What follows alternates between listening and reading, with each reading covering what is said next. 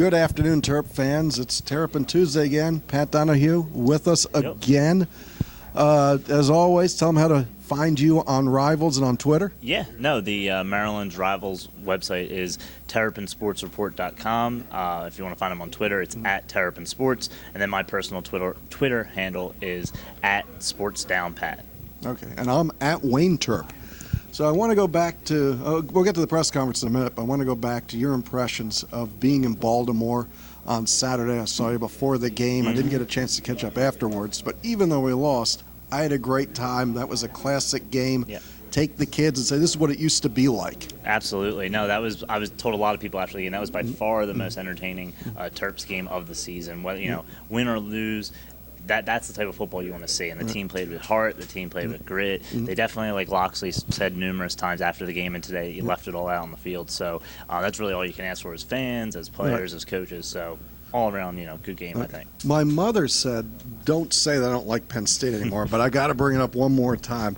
I really don't like Penn State because I lived through losing a lot of those games. You're a lot younger than I am. Do you have the same, what you perceive the same feeling that us older guys have about Penn State? Well, I think if I have any dislike towards Penn State, it's for a different reason, because I don't necessarily remember some of the classic Maryland Penn State games from the Joe Pott era and then the 80s and 70s and whatnot.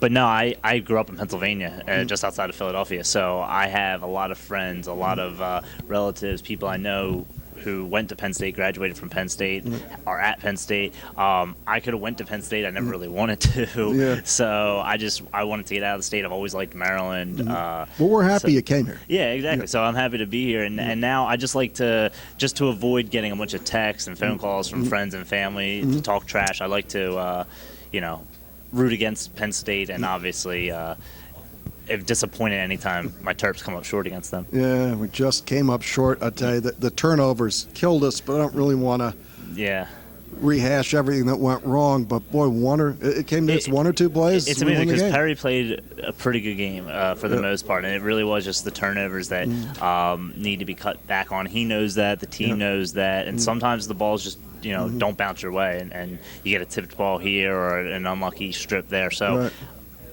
things can change if he plays that sort of game and doesn't. One less turnover could have resulted in that win. So one more pass defended, and it was interesting. Now turning to the press conference today, Dear Loxley said, as everybody could see, our guys were in position. They did not even try to make a play on the ball. Yes, they're playing the ball, and their ball skills need to get a little bit better as defensive backs. They are right there because they got the speed. At least Sean Davis has the size to compete with these bigger receivers. But it's not. If the ball is a jump ball and the receiver's able to get it at the highest point, you have to find a way to either knock the ball out of his hands or jump. Time your jump a little better. And we've managed, as Mike said, we've managed to do neither. Yes, and that has led to numerous touchdowns for the other team. So. Right. So, once again, it's a top 10 opponent. We haven't done so well with top 10 teams recently. What do you think we have to do to either stay in the game or win the game at Iowa? Yeah, well, I think, like I had asked Coach Loxley, it seems like they're knocking at the door almost now. Every game's been a little bit closer, obviously. They were shut out against Michigan, but showed some decent signs, played tough against Ohio State, and then a 1-point loss to Penn State. This team has to be building confidence, you would think, and they have to now realize that we can hang with these ranked teams. So, it's going to be tough on the road against Iowa. I think that they definitely were playing with a little bit more motivation, being in Baltimore and playing on an NFL field, having to beat Penn State. Loxley's first game, and they really rallied to that. A lot of rallying factors in that game, but I do think that it helped with the confidence as far as being able to go to Iowa now and compete, win or lose. I think we're going to see another competitive game from the Terps. Now, Kirk Ferentz has been up and down. He came in, he was way up. A couple years where they had talked about maybe the Kirk Ferentz era's over, and then suddenly, boy, are they back. Yeah, I didn't expect this from Iowa this year. I mean, I expected them to be a competitive team and possibly be in the bottom half of the top 25 for parts of the year, be a bowl team, but they've really exceeded, I think, everyone's expectations. And there's still a lot of season left to be played to see how it'll end for them, but, maybe the Terps can knock them off the rails a little bit this week. I'd like to see it. I really thought about going. I got family who transplanted from here out to Iowa. Just couldn't make it this weekend. It's a far trip. Yeah, it's a scary night. It's Halloween. I mean, exactly. No one wants to be in a plane or taking a long, a long drive on Halloween necessarily. Right. So here's our point counterpoint thing. Would you use Will Likely more on offense?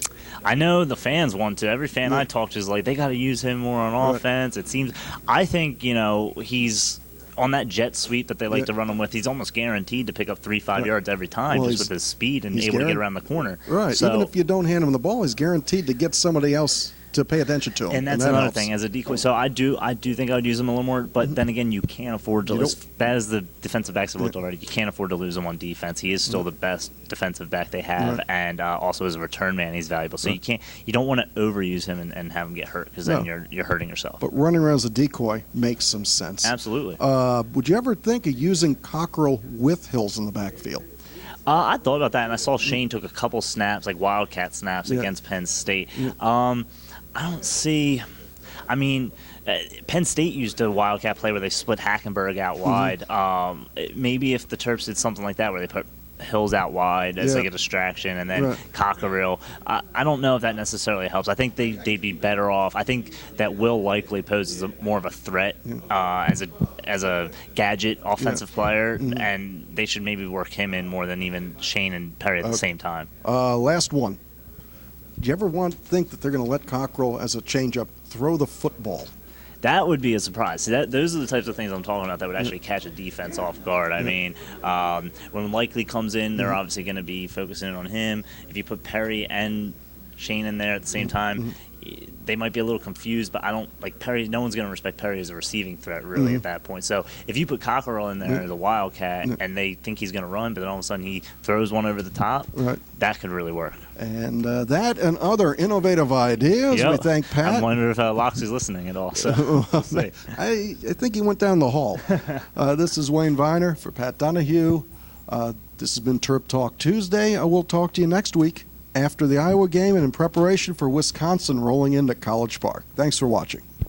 We hit Terminus!